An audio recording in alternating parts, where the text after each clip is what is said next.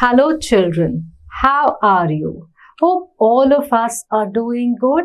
Now today we will read our ninth chapter, which is a very interesting play, and the title is The Book That Saved the Earth. Mother Goose is a well-known book of nursery rhymes in English. Do you think such a book can save planet Earth from a Martian invasion? Now, this means an invasion by people living on Mars. Read this play set 4 centuries in the future and find out.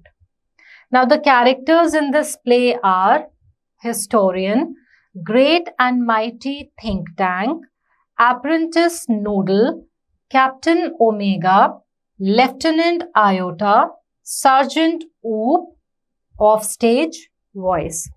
So this appears to be a very interesting play. Let's read. Scene 1. Time, the 25th century. Place, the Museum of Ancient History, Department of the 20th century on the planet Earth. Before rise. Before rise means before the curtain rises.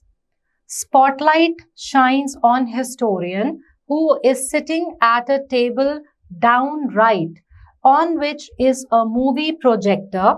A sign on an easel beside her reads, Museum of Ancient History, Department of the 20th Century. She stands and bows to audience. Now children, if we have seen plays which are conducted on stage, there are certain props or certain things that are used, which are used as props or properties which are displayed on the stage. And there are certain settings. So the time that is depicted in this particular play is the 25th century. Then we are told that the setting is of the Museum of Ancient History. Before the curtain rises even, there is a spotlight on the historian, a character of the play who is sitting at a table towards the right, and on the table is a movie projector.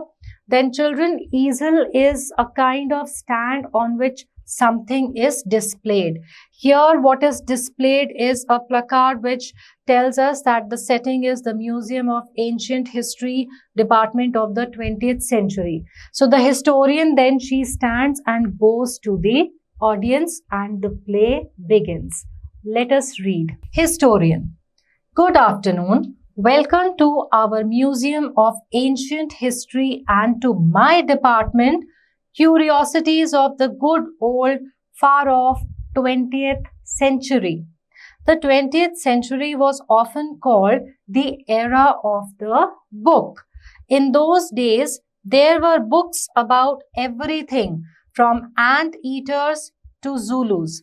So the historian is addressing the audience and telling them that, she is actually welcoming the audience to her department in the museum, and she says or tells the audience that the 20th century was called the era of the book.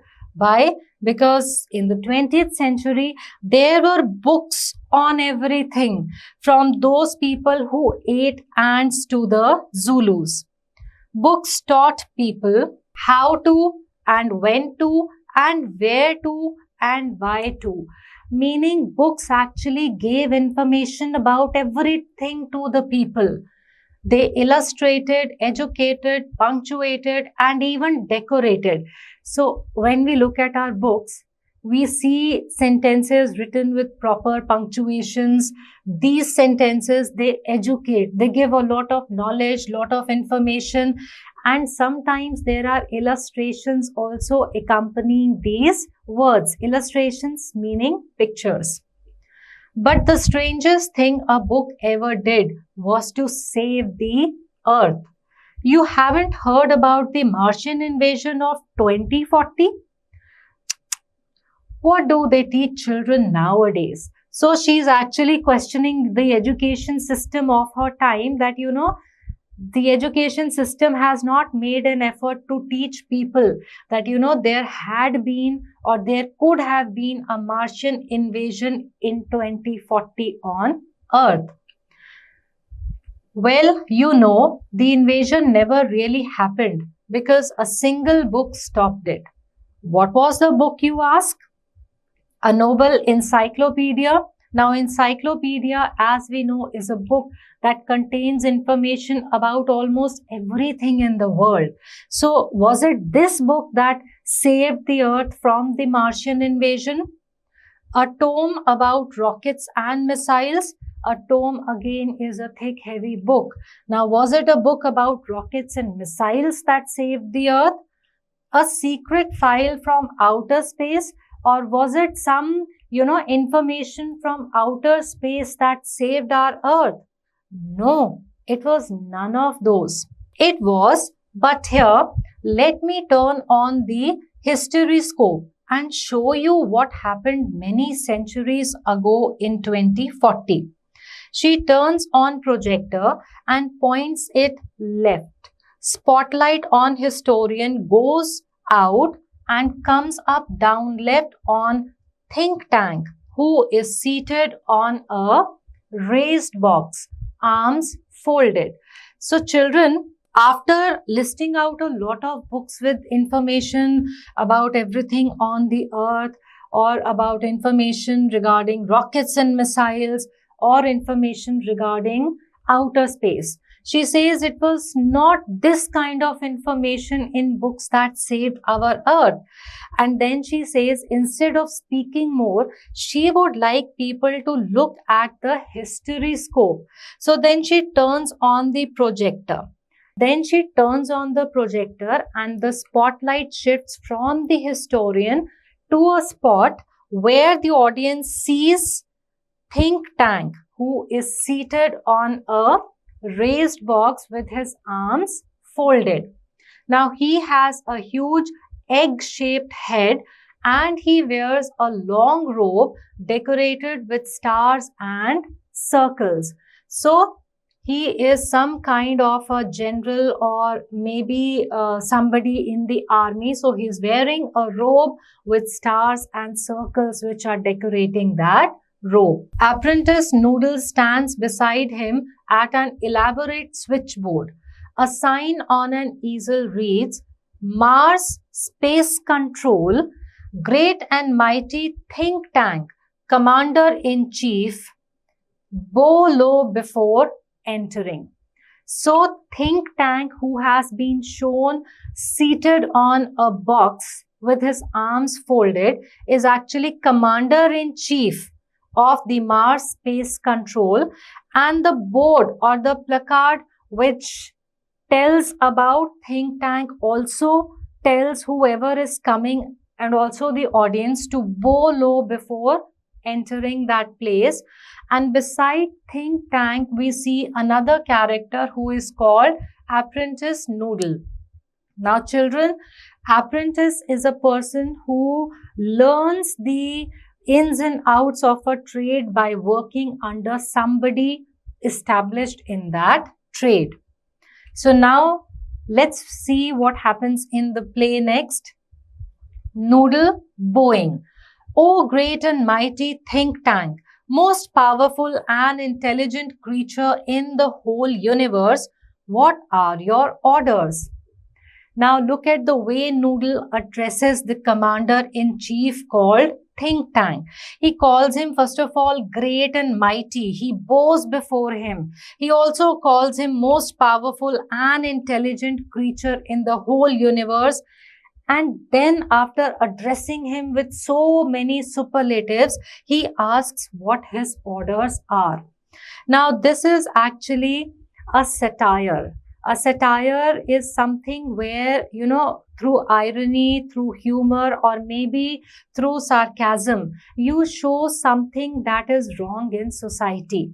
So this is the way of the playwright telling the audience how those who are in power They demand this kind of subservience from those who are in lower positions. So those who are in commanding positions, they consider themselves to be so powerful, almost godlike, that others have to bow low before him and praise them a lot. Think tank then says peevishly, meaning he's angry at something. You left out part of my salutation, apprentice Noodle. Go over the whole thing again.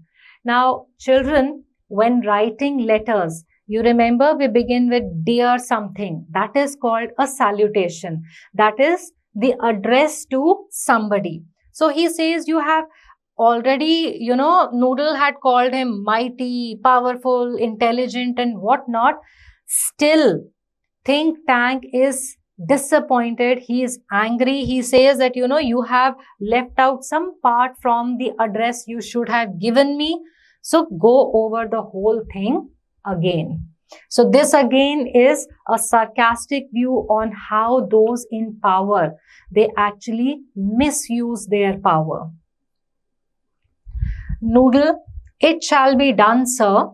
In a sing-song voice, then he says, O great and mighty think tank, ruler of Mars and her two moons, most powerful and intelligent creature in the whole universe. Then out of breath he says, what are your orders? So again we see this satire on how those who are in power misuse their powers, and those who are below them in position have to do whatever the superiors order them to do. Think Tank then says, that's better, Noodle. I wish to be placed in communication with our manned space probe to that ridiculous little planet we are going to put under our generous rulership. What do they call it again? So what is the order that Think Tank gives to Noodle? That he wants to communicate with the manned space probe that has been sent to that little planet which we are going to invade. And he says, put under our generous rulership. History has taught us, whenever a country invades and conquers another country, obviously the other country had been weak in some sense. But this invading and conquering country always feels that, they are actually doing good to the country they have conquered. And this is what we see in Think Tank's thoughts also when he says, put under our generous rulership. Noodle says, Earth, your intelligence. This also tells us that, Think Tank as commander-in-chief wishes to conquer another planet, yet he doesn't even know the name of that planet. He thinks he is doing that planet a good deed by ruling over it. Think Tank. Earth, of course. You see how insignificant the place is? But first, something important. My mirror. I wish to consult my mirror. Now, somebody invading and trying to conquer another planet might wish to consult those who will help him invade that planet. But here, Think Tank wishes to consult his mirror. Again, is it maybe some kind of a parody on a fairy tale we might have read earlier? Let us read to find out. Noodle. It shall be done, sir. He hands Think Tank a mirror. Think Tank. Mirror, mirror in my hand, who is the most fantastically intellectually gifted being in the land?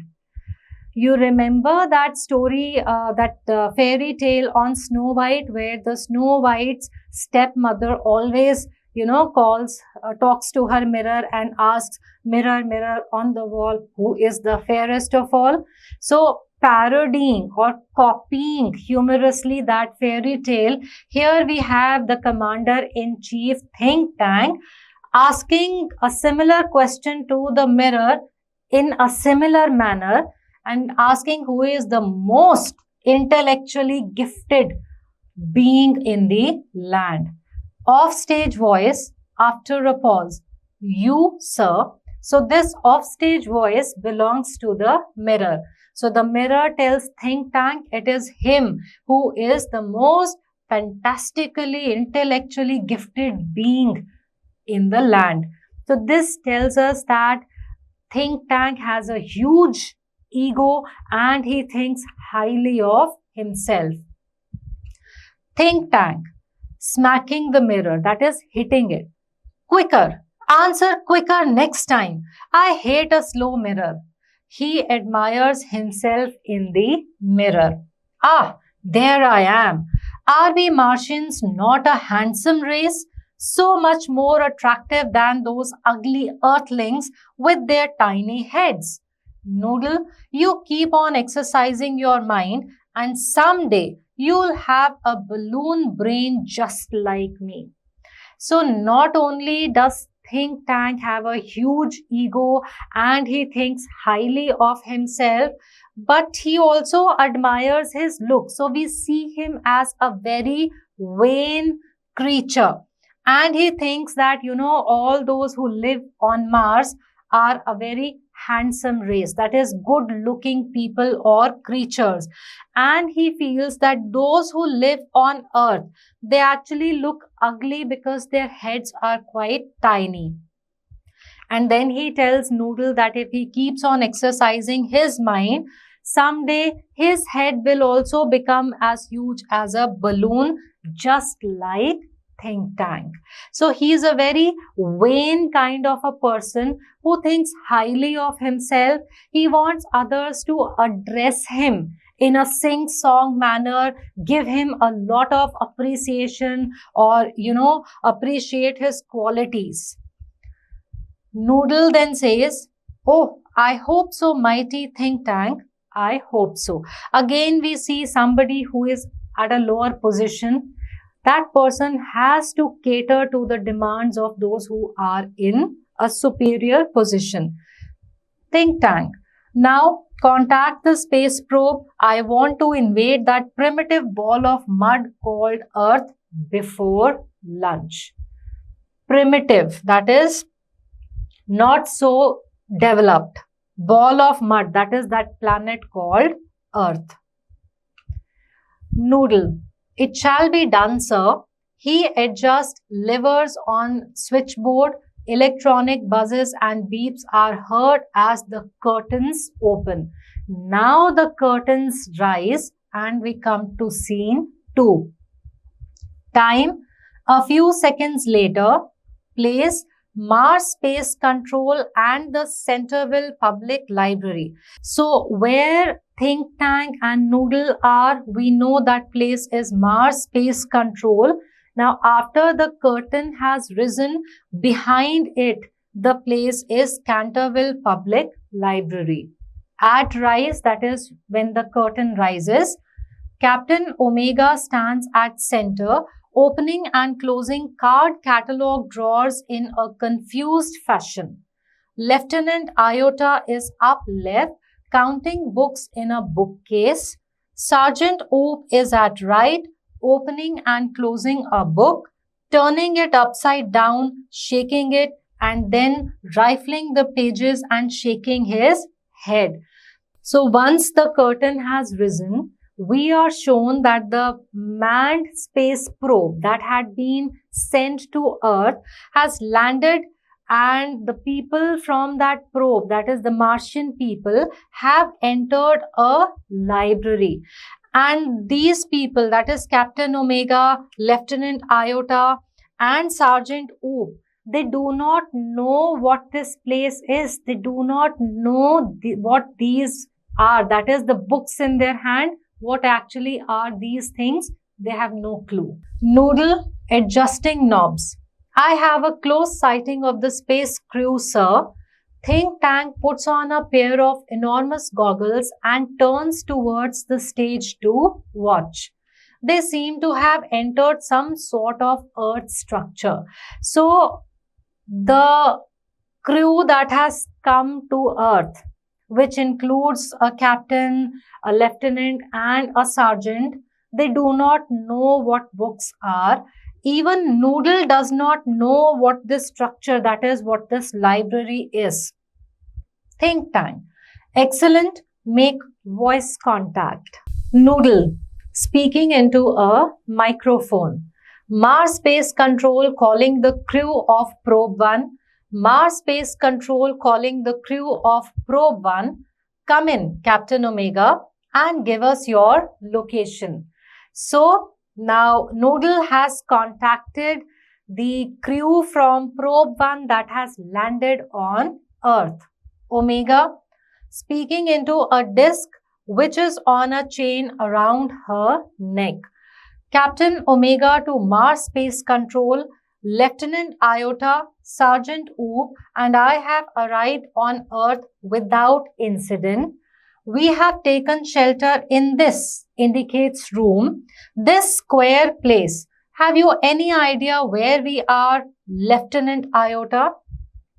So Captain Omega then she contacts or speaks with Noodle and tells him that they have arrived on Earth without any incident, that is safely without any untoward happening, and they are in a square room, and she is asking her junior, that is Lieutenant Iota, whether she knows what this place is.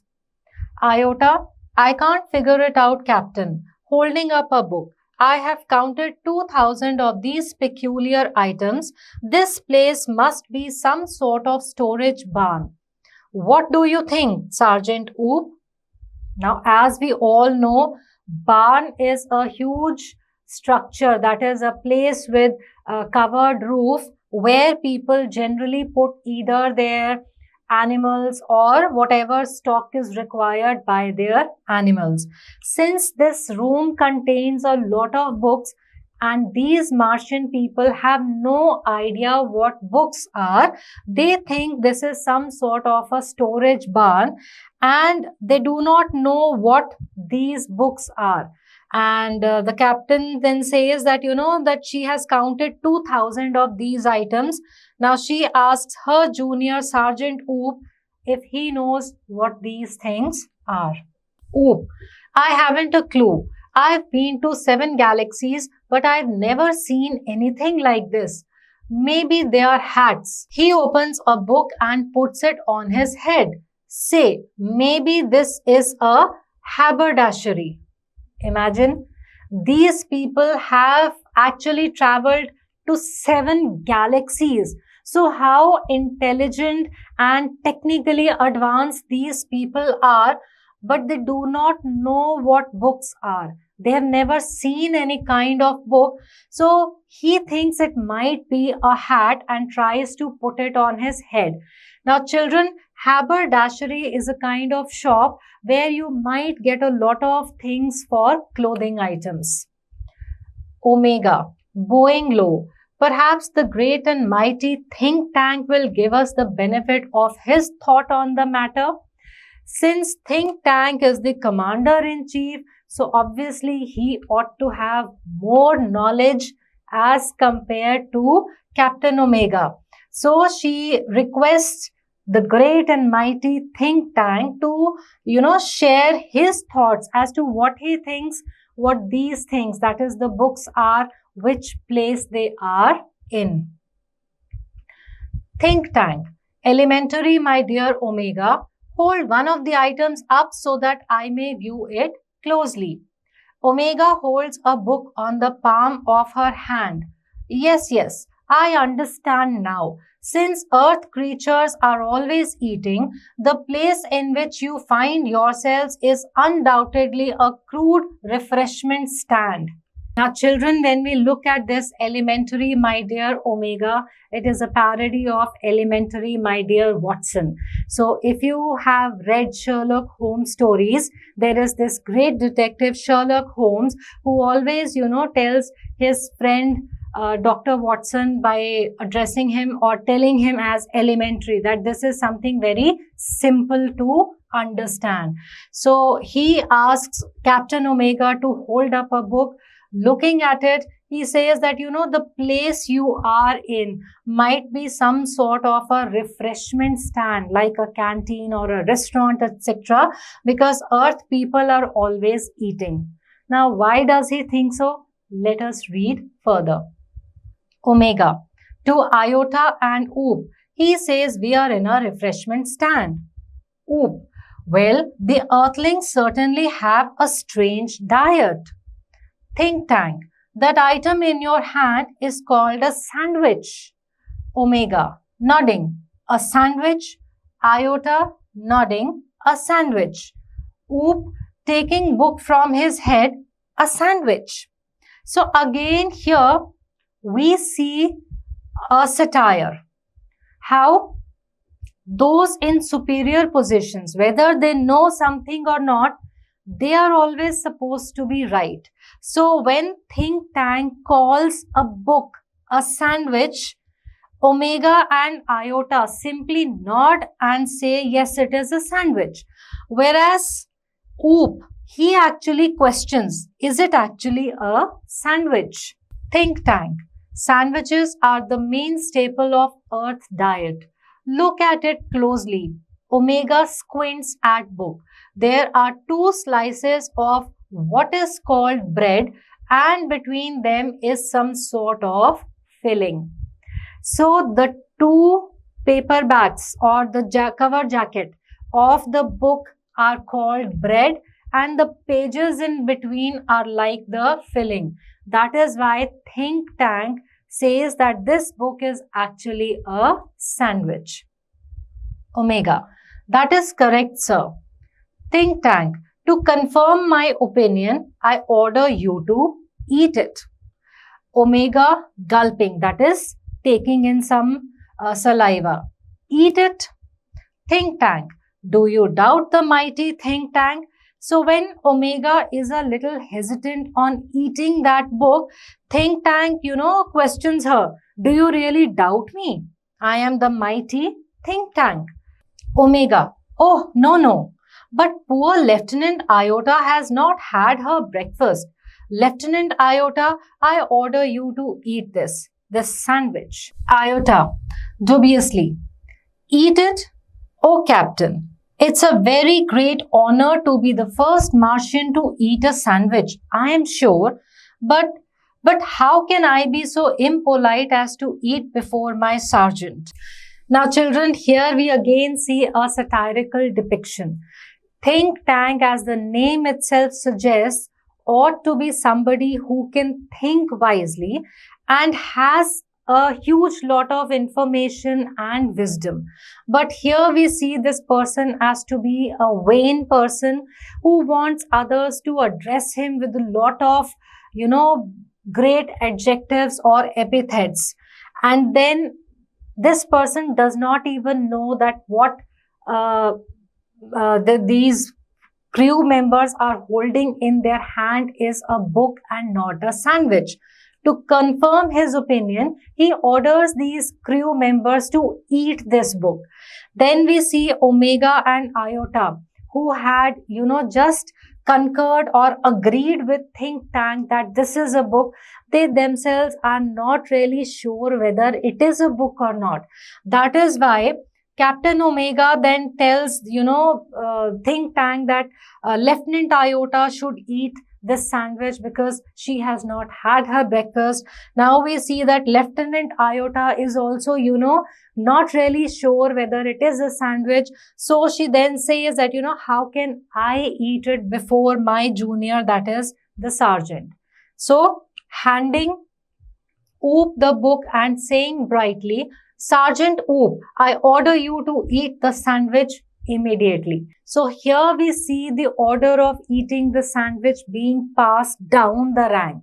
So this is again a satirical description of how certain tasks are passed down the rank if the people feel that it is not really making any sense. Oop, making a face. Who, Lieutenant? Me, Lieutenant? So Oop, we see earlier, had questioned, is it a sandwich? So now he has been given the order to eat this sandwich. Iota and Omega saluting. For the glory of Mars. Oop. How is eating a sandwich glorifying a planet? Is for the audience and the reader to understand. Oop. Yes, of course. Unhappily, immediately. He opens his mouth wide.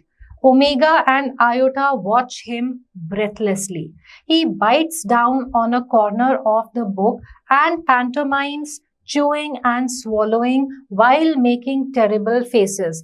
Now, children, pantomime is when you make a lot of expressions on your face. Those expressions are very loud and they convey the gist of what is happening.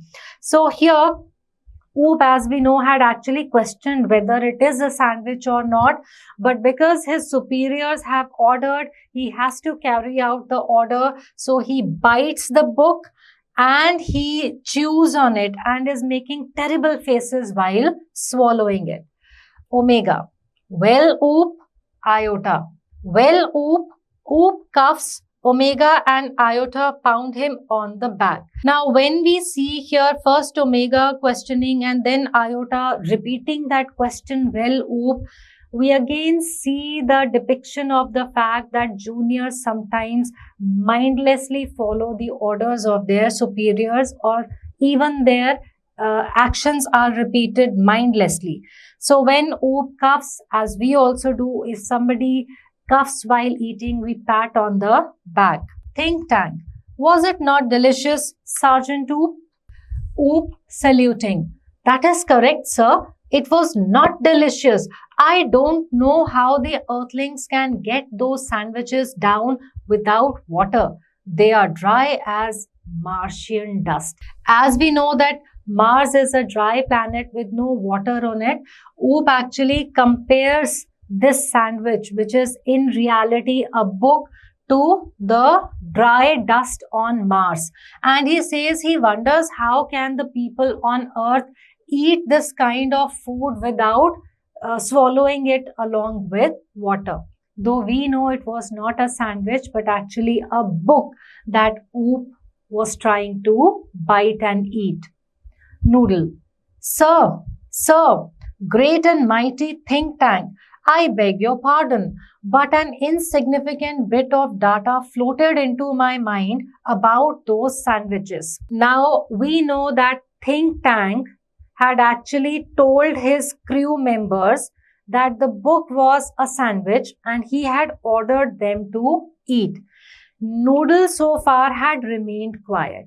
Now he speaks. And again, look at the way he is speaking, I beg your pardon. An insignificant bit of data. Why insignificant? Because maybe what he is about to say is different from what think tank had suggested about the book. So now he has to speak in a manner without making think tank angry that, he is trying to tell think tank that he knows more than him. If he does that, he would get punished. So that is why he says an insignificant bit of data floated in my mind about those sandwiches. Think tank. It can't be worth much, but go ahead. Give us your trifling bit of data. Noodle. Well, sir, I have seen surveyor films of those sandwiches. I noticed that the earthlings did not eat them. They used them as some sort of communication device. So Noodle then informs think tank that after seeing certain films, he knows that these are not the sandwiches that people on Earth eat, but they are used as some sort of device or mechanism to communicate with each other, perhaps. Now, children, surveyor films. When somebody goes to survey a certain place and then, also film that place, that would be called a survey film. So before actually invading Earth, the Martians must have gone to Earth to collect data as to what this planet is like and what kind of people live on this planet. And they must have made films or documentaries to let the commander-in-chief on Mars know about this place? So those must be the surveyor films. So this also tells us that think tank himself has not seen these surveyor films before deciding to invade Earth. That is left to his junior or apprentice, that is Noodle. Think tank haughtily, naturally. That was my next point. These are actually communication sandwiches. Think tank is never wrong. Who is never wrong? So now we see that even though think tank has been proved wrong in front of everyone, he does not want to show others that yes, he was wrong in his suggestion. He says that was my next point. So very easily he has hidden, or he tries to hide his own lack of intelligence by saying that this is the next thing which I was going to say, and he says that I am never wrong. Then he questions who is never wrong. It's almost like a threat. All saluting. Great and mighty think tank is never wrong. So his threat actually worked because everybody saluted him and said that he is never wrong, whereas we have seen he was wrong in actually suggesting that the book was a sandwich. Think tank. Therefore, I order you to listen to them. Omega. Listen to them? Iota and Oop, to each other puzzled. Listen to them?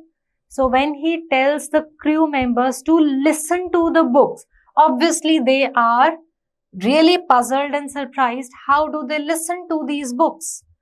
Think tank. Do you have marbles in your ears? I said, listen to them. Martians bow very low. Omega. It shall be done, sir. They each take 2 books from the case and hold them to their ears, listening intently. Again, we see the depiction in a satirical form of the fact that even if the one in the position of superiority is a stupid person, whatever order he or she gives is followed by those who are in a junior position without question. Iota, whispering to Omega, do you hear anything? Omega, whispering back, nothing. Do you hear anything, Oop? Obviously, those were books. Just by putting the books along with the ears, they could not hear anything. Oop loudly, not a thing. Omega and Iota jump in fright. Why? Because they had been whispering. They do not want to displease think tank and get some sort of punishment. So they had been whispering, whereas Oop, who seems to be the only logical person besides Noodle here, actually said aloud that he could not hear anything. So these two, Omega and Iota, were frightened. It might again call think tank's wrath or anger upon them. Omega and Iota. Shh! They listen intently again. Think tank. Well, report to me. What do you hear? Omega. Nothing, sir. Perhaps we are not on the correct frequency. Iota. Nothing, sir. Perhaps the earthlings have sharper ears than we do. Oop, I don't hear a thing. Maybe these sandwiches don't make sounds. So again, where Omega and Iota are frightened of think tank because he is the commander-in-chief, they suggest that maybe the frequency from this book is not something that they can listen to, and they also suggest that people on earth might have sharper ears. They are not willing to go against think tank's suggestion that it might be a device to listen to. But Oop, we see here, is the only rational person amongst the crew that has landed on Earth who says things as they are. So he says that maybe these sandwiches don't make a sound at all. Think tank. What? Does somebody suggest the mighty think tank has made a mistake? As Oop has said something which is contrary to think tank's suggestion, he is again trying to threaten him. He says, Does anybody actually, say that I have made a mistake? Omega. Oh, no, sir. No, sir. We'll keep listening. Noodle. Please excuse me your brilliance, but a cloudy piece of information is twirling around in my head. So we see here that Omega was frightened that Think Tank could actually, in his anger, punish them because Oop had tried to tell him that the sandwiches do not make any sound. Omega could not come out with this truth. So she again suggested that they will keep on listening. And when Noodle again addressed Think Tank, look at the word he has used here, your brilliance. We know Think Tank is not intelligent, he is not brilliant at all. But just to appease him, just to make him happy, he has to come out with these adjectives or epithets which make Think Tank feel great about himself, simply because he is in a position of authority. So then he says, another bit of information has come to me. But look at the way he has used the metaphor of cloud, that a cloudy piece of information is twirling or moving round and round in my head. Think Tank. Well, twirl it out, Noodle, and I will clarify it for you.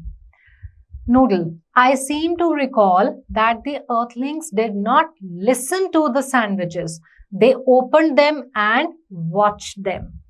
So because he had seen through those surveyor films, people actually opening the books and actually reading. So he doesn't know they were reading. He said they watched whatever was inside these sandwiches. Think Tank. Yes, that is quite correct. I will clarify that for you, Captain Omega.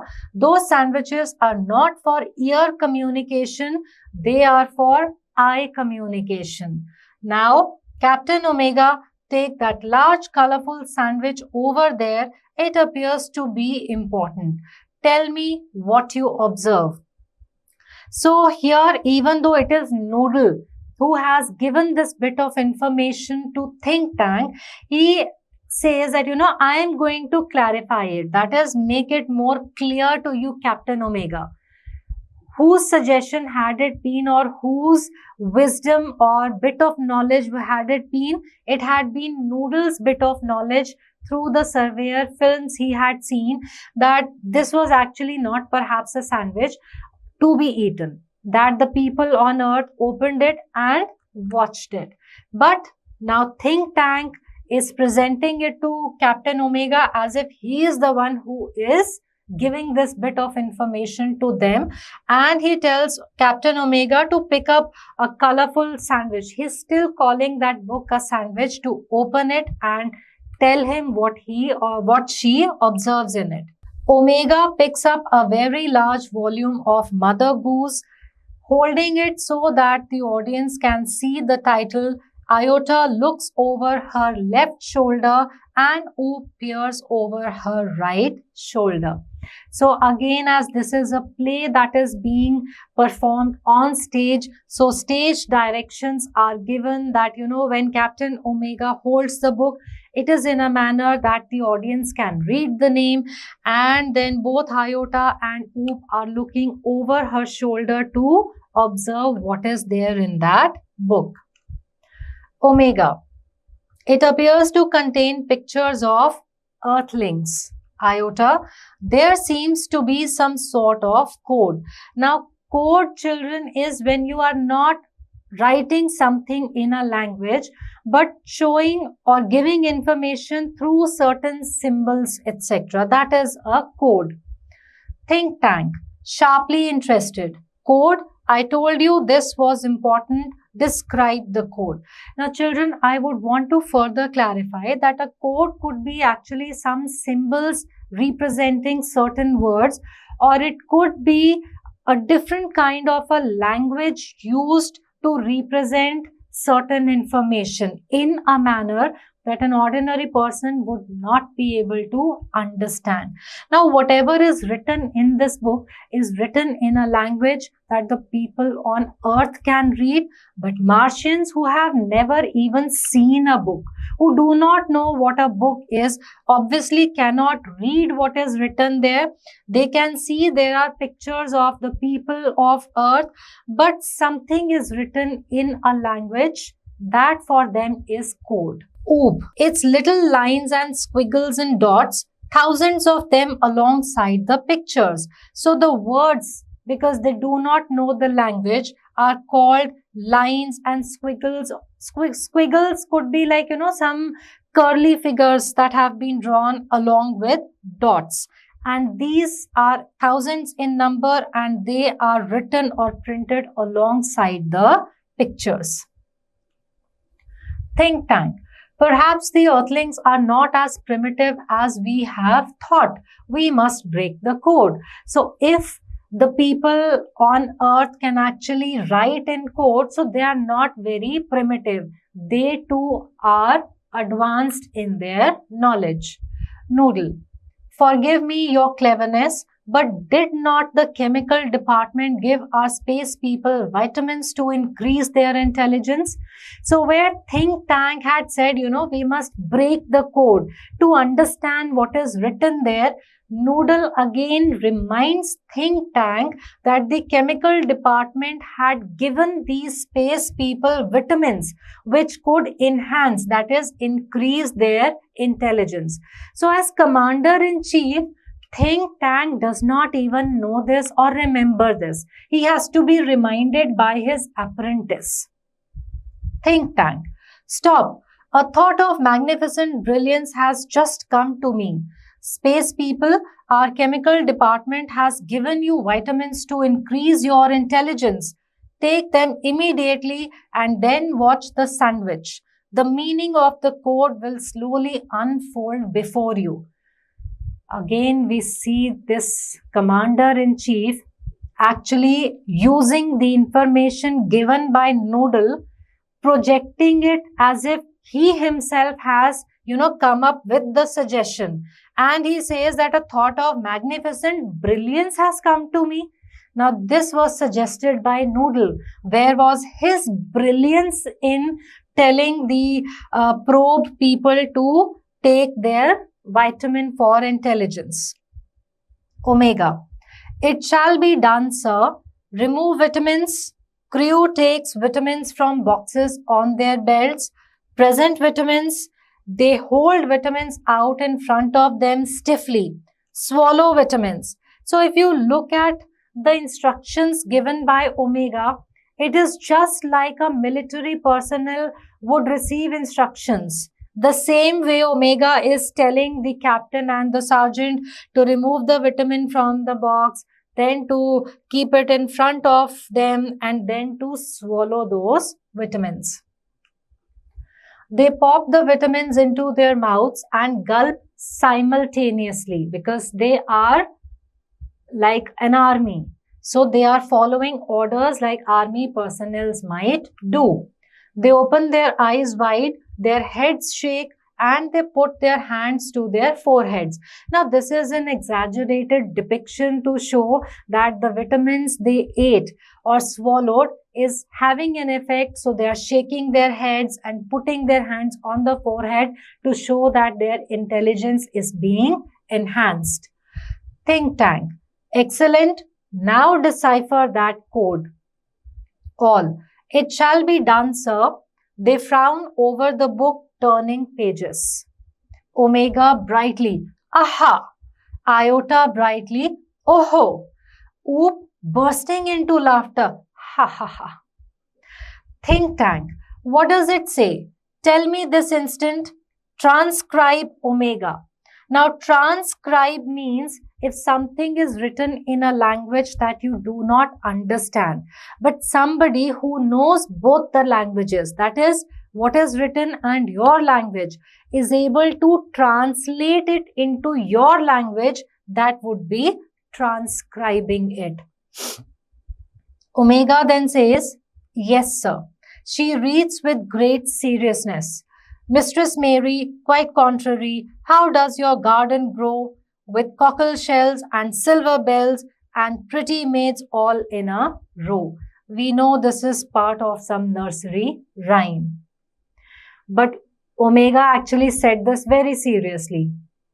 Oop, ha ha ha. Imagine that. Pretty maids growing in a garden. So again, we see it is only Oop who is showing some level of logic and intelligence, just like Noodle. Think Tank, alarmed. Why? Because he is suddenly very alarmed at something that has been told to him. Stop. This is no time for levity. Levity means making fun of something. Don't you realize the seriousness of this discovery? The Earthlings have discovered how to combine agriculture and mining. They can actually grow crops of rare metals such as silver and cockle shells. They can grow high explosives too. Noodle, contact our invasion fleet. How stupid can one be? Where Oop actually thought it was very funny with pretty maids growing in a garden, Think Tank actually thought that the people living on Earth have become so advanced. They have discovered how to combine agriculture and mining, and they are actually growing metals. Noodle. They are ready to go down and take over Earth, sir. Think Tank. Tell them to hold. Tell them new information has come to us about Earth. Iota, transcribe. So Think Tank is so alarmed, thinking that the people on Earth have really got some advanced technology that they can grow metals and high explosives. He orders Noodle to actually stop the invasion fleet from invading Earth right then. He then tells Iota to transcribe further. Iota. Yes, sir. She reads very gravely. So she also reads it seriously like Omega. Hey diddle diddle, the cat and the fiddle. The cow jumped over the moon. The little dog laughed to see such sport, and the dish ran away with the spoon. We all know this is a part of a nursery rhyme. So Oop is again laughing as he says, the dish ran away with the spoon. Think Tank. Cease laughter. Desist. This is more and more alarming. The Earthlings have reached a high level of civilization. Didn't you hear? They have taught their domesticated animals musical culture and space techniques. Even their dogs have a sense of humor. Why? At this very moment, they may be launching an interplanetary attack of millions of cows. Notify the invasion fleet. No invasion today. Oop. Transcribe the next code. Now we know this is a funny little rhyme that nursery children learn and recite. But Think Tank has actually interpreted this in a wrong way. We only see Oop who shows some logic, while laughing at the fact that how can a dish run away with the spoon? But Think Tank says children cease or desist means to stop. So he tells Oop to stop laughing, and he says that, Earthlings whom he had called primitive earlier, they have reached such a high level of civilization that even their animals have been trained. And he thinks that maybe millions of cows have already been trained and they are ready to launch an interplanetary attack. And then he tells Oop to transcribe the next code. Oop, yes sir, reading. Humpty Dumpty sat on the wall. Humpty Dumpty had a great fall. All the king's horses and all the king's men cannot put Humpty Dumpty together again. Oh, look, sir, here's a picture of Humpty Dumpty. Why, sir, he looks like, turns large picture of Humpty Dumpty towards Think Tank and the audience. Think Tank, screaming and holding his head. It's me. It's my great and mighty balloon brain. The earthlings have seen me and they're after me. Had a great fall. That means they plan to capture Mars central control and me. It's an invasion of Mars. We have all recited and read and heard Humpty Dumpty, a nursery rhyme so often. We know this is about an egg, but because think tank's head also looks like that great egg, he thinks that this poem is actually about him. And in fact, Oop also had mistaken that picture of Humpty Dumpty to be a picture of think tank. And look at his fear. He actually could not say it aloud himself. But looking at the picture, think tank again misinterprets this nursery rhyme and he thinks that the people on earth know about him, that is the mighty think tank, and they are planning to invade Mars. Noodle, prepare a space capsule for me. I must escape without delay. Space people, you must leave Earth at once, but be sure to remove all traces of your visit. The Earthlings must not know that I know. Omega, Iota, and Oop rush about putting books back on shelves. So then he tells Noodle that he wants to escape from Mars and he tells the crew of Probe 1 that they must remove all traces that they had ever visited this place and leave Earth. So Omega, Iota, Oop, they go about putting the books back on the shelves. Noodle, where shall we go, sir?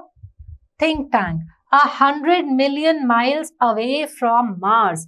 Now, what kind of a commander-in-chief is this? When he thinks that the people from Earth are about to invade his planet Mars, instead of remaining there to defend his planet, he is thinking of escaping 100 million miles away from his planet. Order the invasion fleet to evacuate the entire planet of Mars. We are heading for Alpha Centauri, 100 million miles away. Omega, Iota, and Oop run off right as Noodle helps Think Tank off left and the curtain closes. Spotlight shines on Historian down right. Now this again also is, a poignant reminder to the reader that it is the lower ranks in the army that actually do the fighting. The superiors perhaps only give orders, but this is just a satirical depiction. I am not saying that this necessarily happens in real life also, but this is to show that somebody who was in a position of superiority, who was commander-in-chief, was not only not intelligent and a foolish person, but also a very weak person, very easily frightened of an invasion. Historian chuckling, meaning laughing softly. And that's how one dusty old book of nursery rhymes saved the world from a Martian invasion. As you all know, in the 25th century, 500 years after all this happened, we Earthlings resumed contact with Mars and we even became very friendly with the Martians. By that time, great and mighty think tank had been replaced by a very clever Martian, the wise and wonderful Noodle. Oh yes, we taught the Martians the difference between sandwiches and books. We taught them how to read too, and we established a model library in their capital city of Marsopolis. So now the historian addresses the audience and tells them that, that nursery book of rhymes actually saved Earth from Martian invasion because Think Tank, their commander-in-chief, had no clue what books were, what these nursery rhymes were about, and the historian then tells the audience that After all this happened, 500 years later, the earthlings, that is the people on earth, resumed their contact with Mars, and by that time, the great and mighty think tank had been replaced by Noodle, because it was Noodle who was actually intelligent or more intelligent than think tank, who, as we have seen, was a very stupid kind of a person. And that communication links were established between the Martians and the Earthlings, and the people from Earth told the Martians the difference between sandwiches and books. Not just that, but the Earthlings actually taught the Martians how to read the books, and even made a library in their capital city of Marsopolis. But as you might expect, there is still one book that the Martians can never bring themselves to read. You have guessed it, Mother Goose. She bows and exits right. Curtain falls on the stage. Now, children, the playwright is Claire Boyko. I hope we all enjoyed reading this play. It was so interesting. It was a satirical depiction of how certain people in power, if they do not have the required quality or intelligence to hold that position, what kind of blunders they can do and what it could mean for their organization, or as in this case, their country. So I hope, children, we all loved reading this play.